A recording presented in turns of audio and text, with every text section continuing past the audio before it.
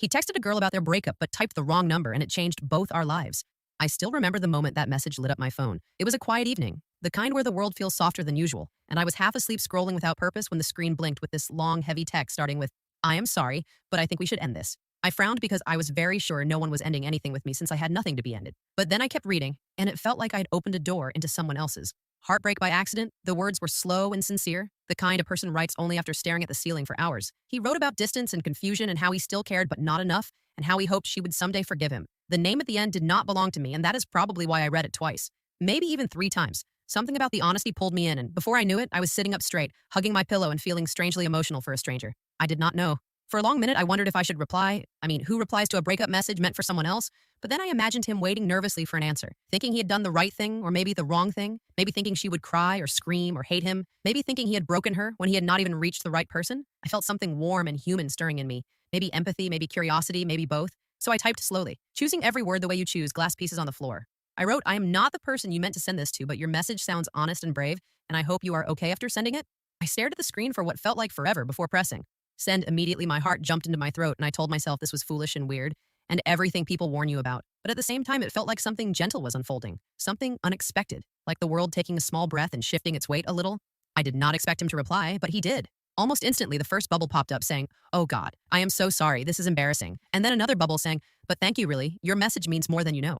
I smiled without meaning to a soft, shy smile that came from some quiet place inside me. We kept texting for a few minutes. He apologized again, I reassured him again, and the whole thing felt strangely comforting, like two strangers holding a moment together without knowing. Why would you reply if a stranger messaged you by mistake? After that first strange, soft exchange, I honestly thought it would end there. He would thank me, I would wish him well, and we would return to our separate, quiet lives. But somehow the conversation kept breathing. It started with him saying, "I hope I did not ruin your evening." And I replied, "No, you actually made it a bit interesting, and that tiny line opened something small and bright between us." He told me his name was Arian, and the name felt warm in my mind. Like sunlight slipping through curtains, he said he had been trying to find the courage to end things for weeks, but he kept fearing he would become the villain of his own story. So he finally forced himself to write that long message, and somehow it reached me instead of her. I laughed a little, reading that because something about fate misplacing a message felt almost poetic. He laughed too, or at least sent that soft little emoji that looks like a shy smile. And for a while, we just sat inside that comfortable accidental space. I did not tell him much about myself at first, just my name, and that I was home with nothing dramatic happening in my life. He said it sounded peaceful, and I said peaceful can also feel a bit lonely. Sometimes he paused before replying, and when he did, it felt like each word came from somewhere sincere. He wrote, "I get that loneliness hits differently when you are not expecting it." That line stayed with me longer than I want to admit. It was simple, but it reached some corner of me that had been quiet for too long. So I asked him if he was okay after sending that breakup message, and he said he did not know. Yet he felt guilty but also relieved, confused but also strangely free. It sounded like someone stepping out of a dim room into half-light, blinking breathing, uncertain but hopeful. I told him he had done the right thing because honesty is kinder even when it hurts. He said he wished someone had told him that sooner time moved without me noticing. Somewhere between the exchange of little truths and gentle laughs, the evening slipped into night, and I realized I'd been smiling at my phone like a girl in a movie. He asked what kind of music I liked, and I told him my playlists were embarrassing.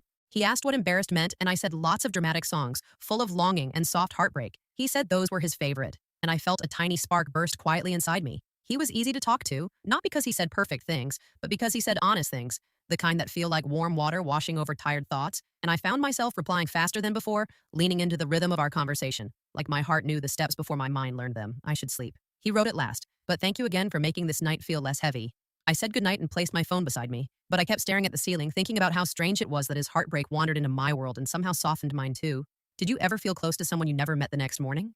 I woke up earlier than usual, which is funny because I'm never a morning person, but something in me felt light, almost expectant, like my heart was waiting before my mind remembered why I checked my phone the moment my eyes opened, even though I told myself I would not be that girl. But there it was, one small message from Arian saying, "Good morning, I hope your day starts softly." I smiled in a way that felt almost childish, but also strangely comforting. I typed back good morning, and then for a while we just exchanged simple things like what we were having for breakfast and what the sky looked like outside our windows. It felt easy, natural, like we had been doing this for much longer than a few hours of accidental connection. As the day unfolded, we kept texting, not constantly, but in those gentle stretches of time when life pauses for a breath. He told me he had a long meeting and he was nervous, and I told him he would do fine.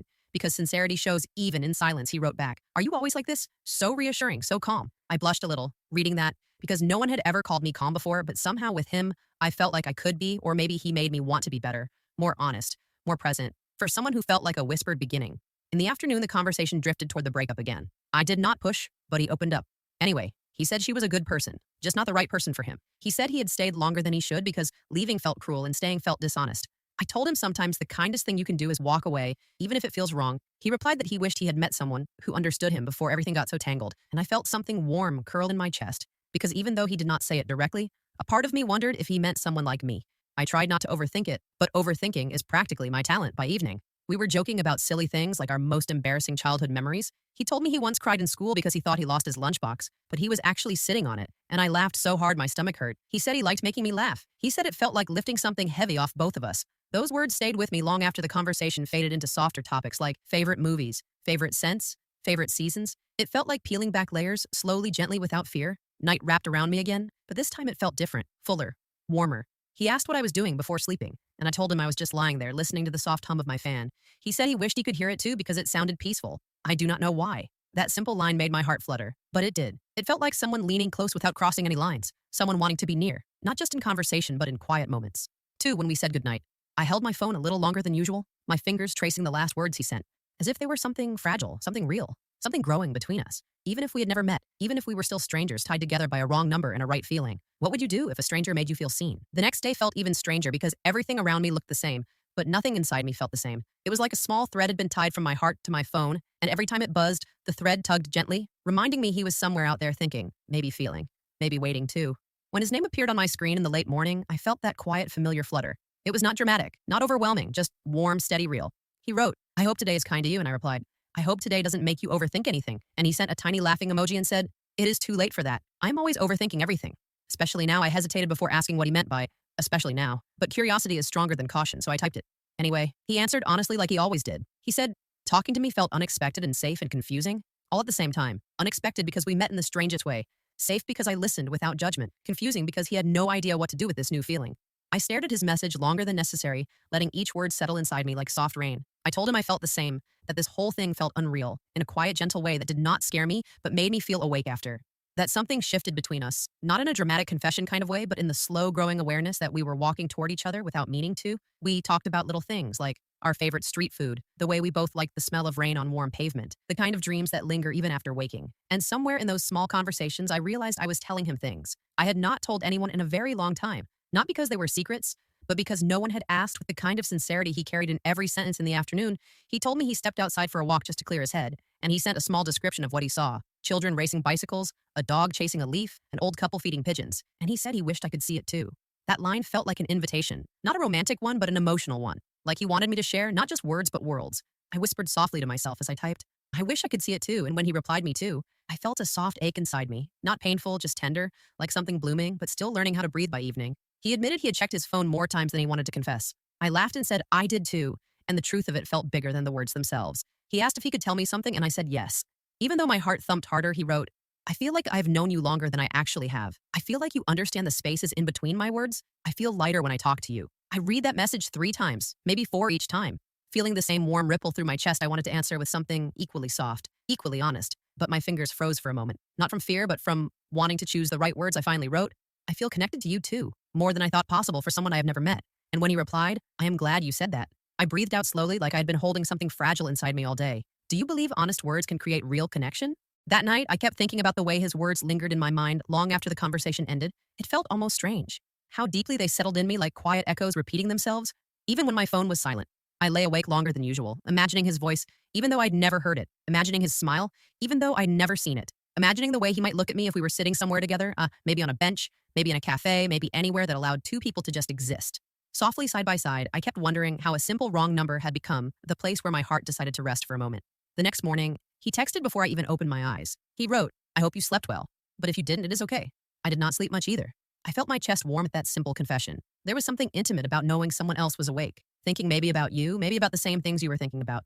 We talked slowly, gently, as if we were trying not to disturb the quiet feeling growing between us. He asked what my morning looked like. I said I was making tea, and he said he wished he could taste it because he always messed his up. And I smiled, imagining him standing in a kitchen, frowning at a cup he'd probably brewed too strong as the hours passed. Our conversation drifted into deeper waters without us planning it. I told him about the fears I sometimes carried silently. The fear of being too much for some people and not enough for others. The fear of opening my heart too soon. The fear of trusting someone completely. He listened without interrupting, without trying to fix anything. He simply said, I hear you and I understand. And sometimes that is all a person needs to feel safe. He told me he feared disappointing people he cared about. He feared not being enough. He feared being misunderstood. And I listened with the same softness he gave me, and that exchange felt like placing our vulnerabilities in the middle and watching them become less heavy because they were shared. Sometime in the afternoon, he asked if it was strange that he felt calm with me, even though we had never met. I told him it was not strange at all. Sometimes our hearts recognize sincerity before our eyes recognize faces. He went quiet for a few minutes, and when he replied, he wrote, "That might be the most beautiful thing anyone has ever said to me." I felt my cheeks warm. My pulse softened. That line stayed floating in my mind like a small lantern in the evening. He asked if I liked sunsets. I said yes, and he said he was watching one right now. He described the sky melting into soft orange and faded purple and said he wished he could show it to me. I closed my eyes and imagined standing beside him, watching the same sky, listening to the same quiet moment, breathing the same soft air. It felt real, even if it wasn't physically real. And sometimes feelings are more real than things we can touch later before sleeping. He whispered through text, "I think about you more than I should for someone I haven't met." Yet I stared at that message with my heart beating softly, steadily in a way that told me I was falling without resistance. I replied, "Maybe I think about you more than I should too." And when he answered with a small simple, "I am glad you do," I knew something meaningful had begun forming between us, even if we couldn't name it yet. Have you ever waited for a text more than a person? The next days moved in a rhythm that felt almost like music, soft, steady, familiar, even though everything between us was still unfolding in that fragile space where two people learn each other. Slowly, I woke up each morning, expecting his name to appear on my screen, and every time it did, something inside me loosened gently like a quiet breath I did not know I had been holding. He would ask how I slept, and I would tease him about his dramatic dreams. He would tell me he burned his breakfast again, and I would pretend to be shocked. We were creating a world inside our messages, a small, private world that grew brighter with each passing hour. One evening, he asked if I trusted easily. The question felt delicate, like holding a thin sheet of glass. I stared at it for a long moment before typing my truth. I said I trust slowly but deeply, and when I trust, I give my whole heart, he replied. I can feel that in your words, and I felt something warm ripple through me. I asked him if he trusted easily, and he said, "No, trust is rare for me, but with you it feels natural." I held my phone tighter, reading that line again and again, letting it settle into me like a quiet promise. Our conversations grew longer, deeper, sometimes stretching late into the night until my eyes grew heavy, but my heart stayed awake. We talked about childhood memories, about our first real heartbreaks, about the moments that shaped us into who we were. He told me he always feared not being enough for someone he cared about, and I told him he was enough because he was honest and present and kind. He paused before replying and sent a single line that made my pulse soften. "You make me feel seen," in a way I've not felt in a long time. One night, he surprised me by asking if I ever thought about what it would be like if we met in person. My breath caught a little, not in fear, but in that soft anticipation that blooms when a dream brushes reality. I asked him what he imagined, and he wrote, "I imagine you smiling at me and everything inside me becoming quiet." I closed my eyes for a moment, letting that image wash over me. His eyes meeting mine, his voice finally becoming real. The space between us, closing in the simplest, gentlest way. I told him I imagined something similar, maybe even the same. And he said that made his whole day lighter. We began sharing more glimpses of our daily lives.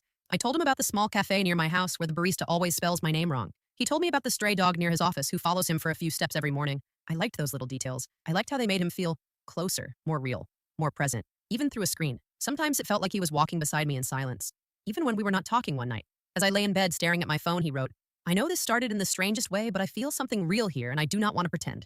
I do not. I felt my chest tighten softly in the most beautiful way. I typed my reply slowly, each word filled with truth. "I feel something real too, and I'm not afraid of it." And when he answered with, "I am glad you said that," I felt the quiet beginning of something that could change both our worlds. Would you trust a love that started online? Days passed, and our connection grew into something that felt bigger than either of us expected, yet gentle like a tide that rises slowly and touches everything softly. One morning he texted, "I feel like I know you." Even though I have never seen you, I paused staring at the screen, letting the words sink in. It was strange how true it felt, how the honesty between us created a bridge I had not thought possible. I wrote back, "I feel the same way. It is like we are pieces of each other's, thoughts that finally found a place to rest." He replied with a single heart emoji, and I felt my chest warm in a way I had almost forgotten. We began sharing the small fears we usually hid the parts of ourselves, reserved for whispers or journals. He told me about moments of loneliness at work, the ache of waiting for validation from people who never noticed. He wrote about his family and the pressure he sometimes felt to be someone he was not. And I told him about my insecurities, about being ordinary, about being overlooked, about feeling too much sometimes, and how he listened made me want to speak even more. His words never rushed mine, never judged. They simply arrived softly between us and made the spaces in my chest feel lighter. One afternoon, he sent a photo of the sky from his window, pink and gold streaks stretching across clouds. He said it reminded him of quiet mornings, and I replied with my own picture from the park, the sunlight hitting leaves just so. And we laughed at how our worlds seemed so far apart, yet the colors felt connected. It was silly and beautiful, and I loved that our laughter could be shared without sound, without being in the same room. We started playing little games over text, like guessing songs, humming lyrics, describing smells, and he would try to make me laugh with ridiculous voices I could almost hear through the words he typed. The rhythm of our daily conversation became a pulse. I depended on a soft heartbeat in my pocket, reminding me that someone else existed who cared, who noticed, who waited for my words with the same gentle eagerness I waited for his. One evening he wrote, "I feel scared sometimes of how much I care about someone I have not met." I paused before replying because the truth was I felt the same. Fear, I typed slowly. "I am scared, too scared of feeling so much. For someone I cannot see, yet I feel it anyway." He replied, "I'm glad you feel it too. It makes it less frightening and somehow less lonely." I smiled, letting that small reassurance wrap around me. We began talking about dreams and what we wanted from life, what mattered, what we could not compromise, and I felt myself trusting him more each time. Trusting his honesty, trusting the quiet patience in his words, trusting the invisible presence that had crept into my everyday life and claimed a little piece of my heart I did not expect to give, but somehow I wanted to one night. As we said goodnight, he wrote, "I hope one day we meet, but until then, I am happy with this connection." I told him I felt the same and added quietly, "Maybe meeting will just be a formality to what we already have." And he replied exactly, and that was enough for both of us in that moment. Do you think feelings can grow without meeting? Weeks passed, and the thought of meeting him grew like a quiet ember in my chest, sometimes glowing softly, sometimes flaring unexpectedly. I tried not to dwell on it too much because the unknown is always a little scary, but at the same time, it became impossible to ignore the longing behind my fingertips as they hovered over my phone when his name appeared. The day he first suggested maybe we should meet. I froze, not because I did not want to, but because the idea felt huge, overwhelming, exciting. All at once he wrote, "I think it might be time to see each other." I stared at the screen for what felt like forever, imagining the moment I would actually look into his eyes, the hands I would not yet touch, the smile I would not yet know how to reach. I typed carefully, "I think I want to, but I am nervous." He replied softly, "Me too. I will be nervous with you." And somehow those words eased the fluttering storm in my stomach. For days before the meeting, we talked about small things like what to wear, what time, felt comfortable how to recognize each other in a crowd. He joked about waving like a secret agent. I laughed until my cheeks hurt. It felt surreal. Planning to meet someone who had been so close, yet so distant, the digital lines between us stretching into reality, like a bridge I had not expected but wanted desperately to cross. On the morning of our meeting, I woke early, my thoughts a mix of anticipation and doubt. I stared at the ceiling, remembering all our messages, all the nights we'd shared our fears, our small victories, our laughter, and how somehow in that space we had built something tender and real. I dressed carefully, choosing the outfit that felt like me, the one that spoke quietly but confidently. I left my apartment with trembling hands and a heart that refused to sit still. He arrived a few minutes before me, standing near a small cafe we had both chosen to meet for the first time. His posture relaxed but his fingers fidgeting with the strap of his bag. I saw him immediately because he carried the same calm in his presence that had been in his words. The small smile forming as he saw me approaching made my chest lift. I waved hesitantly. He waved back, and in that instant the world shrank to just the two of us breathing the same air. The first words we said were awkward at first, soft stutters that felt silly after months of perfect text rhythm, but then we laughed because the absurdity was beautiful, and we talked easily after that, like we had been practicing for months, like every shared secret and joke and tender confession had prepared us for this moment. It was not a dramatic cinematic scene, but it felt monumental because it was real, honest, and ours. He took my hand casually while we ordered coffee, our fingers brushing lightly, sending tiny sparks that made me shiver pleasantly. He smiled at me softly and whispered, "It is nice to see you for real." And I felt my lips curve without thinking. Yes, it is nice to see you for real. I thought to myself, repeating it quietly in my mind, savoring the simplicity of the truth we had both waited for. What would scare you the most before meeting someone? Sitting across from him in that small cafe, I realized how little meeting someone physically mattered compared to the space they already held in your heart. He smiled at me, and I noticed the tiny crinkles at the corners of his eyes, the way his fingers tapped nervously on the cup. Even though we had talked about nervousness before, it was different. Seeing it in person, it was human, tangible, soft, and it made me want to reach across the table and hold that tiny unease for him, as if I could ease it with nothing more than my presence. We talked first about mundane things like the weather, the smell of coffee, the music playing softly in the background. Yet even in the mundane, there was magic because every glance, every laugh, every pause was layered with months of shared words and secrets. Our previous distance made each interaction richer because the foundation was already strong, built from honesty, patience, and a gentle curiosity that never pushed or pulled too hard. He told me stories I had not heard before about his childhood, the places he had visited, the friends he missed, and I listened with fascination, letting his voice fill the quiet spaces around us. I shared my stories too, the silly, embarrassing ones, the quiet, longing ones, and he listened like he had known every word would matter, like our conversation was fragile and sacred at the same time. We laughed at the coincidences, the funny little ways our lives overlapped without knowing, and I felt my chest swell with a tenderness that was entirely new. At one point, he reached across the table and held my hand fully this time, and I did not pull away. I let my fingers entwine with his, feeling the warmth of him that had always been only words and imagined gestures before this. The touch was gentle, steady grounding, and for a moment it felt like everything else faded, and we existed only in this quiet space of connection, built from months of accidental messages and deliberate hearts. Later we walked slowly down the street, neither of us wanting to end. The moment I realized that love sometimes does not announce itself with fireworks or dramatic gestures. Sometimes it grows quietly in shared glances, in soft smiles and the trust to show your true self and be met with the same openness. It was unexpected. Yes, but beautiful. Because it had been earned slowly without rushing, without forcing just two people, allowing the other to exist fully. He looked at me suddenly serious, but not heavy. Serious, just the kind that carries tenderness, and whispered softly, "I never thought a wrong number could lead me to someone like you." I felt my heart lift at his words and I smiled quietly. I told him, maybe the world just has funny ways of giving you exactly what you need, even when you do not know you need it. And he laughed softly, letting the sound wrap around me like a warm blanket. We sat on a nearby bench, watching the sun dip low, painting the sky in gold and purple. He leaned slightly toward me and whispered, "I am glad this happened, even if by accident." And I whispered back, "Me too." It was the truth, simple, perfect, honest. And in that quiet moment, I realized we had fallen in love without ever planning it, without ever expecting it, only following the small nudges of fate and the courage of honest words. Would you choose the safe option or the risky love. The days after that first meeting felt like a gentle dream. The world looked the same, but every color seemed softer, every sound warmer, because we had crossed the threshold from words into reality, yet nothing had broken the fragile perfection of what we already had. We walked together, shared meals, sat in quiet corners of the city, just existing side by side, and each moment was filled with the intimacy we had built slowly, through screens and messages long before we met. We laughed at how nervous we had been that first morning, how every word felt rehearsed even though it was not, and how all the small details of our lives that had seemed insignificant over messages now carried weight in the way we noticed them together. His hand brushing mine accidentally, sending a thrill across my chest, the way our shoulders sometimes touched and we both paused for just a heartbeat to feel it, the quiet certainty that this was real, but also delicate and precious. He told me once as we watched the city lights flicker on. I never imagined falling for someone through a wrong number. I smiled softly because neither did I, and yet here we were each day, layering small moments on top of each other, building a connection that felt unbreakable because it had been nurtured with honesty, patience, and vulnerability, the kind that makes a heart willing to trust. Even in uncertainty, there were no dramatic declarations, no loud gestures, only soft words whispered across tables, gentle laughter shared in quiet streets, hands brushing fingers entwining the kind of love that blooms quietly because it knows it does not need to prove itself. It only needs to exist and be honored, and that was exactly what we did each day, discovering each other in layers and glances and touches, in the rhythm of shared silence and conversation. Sometimes he would pause and say, I still cannot believe this happened, and I would nod because I felt the same. It was miraculous in the smallest way, a story that could have been ordinary if not for one small wrong number. One message that landed where it should not have, and a willingness to respond honestly with an open heart. We had created something rare, delicate, resilient.